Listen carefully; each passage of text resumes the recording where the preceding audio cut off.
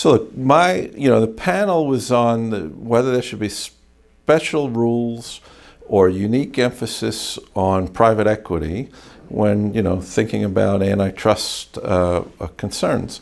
And my view is, private equity has both positive or strengths and potential sort of weaknesses, and those are similar to what you see in other markets or with other buyers, right?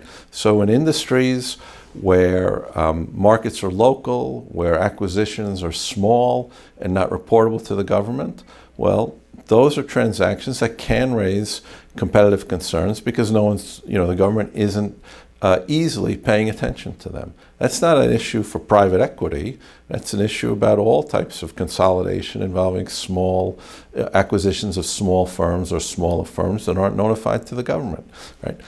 And then on the flip side of that, my experience with private equity firms is that they actually manage firms pretty well, right?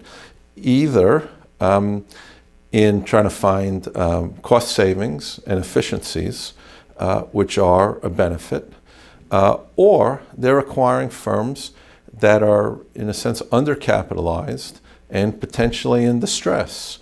And, they're making a bet, generally. They're buying them. They're going to put capital in. They're going to put management expertise in. And they're going to try to keep those firms in the market and operating at a profit where they can sell them in a couple of years, right? I mean, the incentive to make money, to me, is a great spur to competition, not the reverse. And so, policies or this idea that private equity deserves some special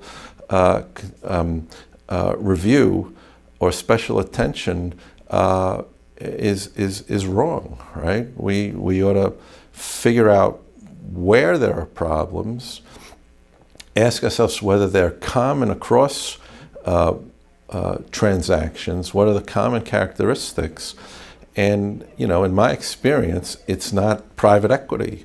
It's acquisitions of small firms where there's no notification and the markets are local, right? So market power may be able to be exercised, but that's not a private equity thing. So I think there's sufficient antitrust law out there and statutes that apply to everyone, including private equity, that address some of the concerns that may arise from either acquisitions or conduct. But that's not specific to private equity. You have Section 1, you have Section 2, and although it doesn't come into play that much, you have Section 7, you have the reporting obligations under 7A, you have the interlocking directorate's prohibitions of Section 8. So there's enough there. And the question is, are you getting notification of transactions that may be problematic? And that's not limited to private equity.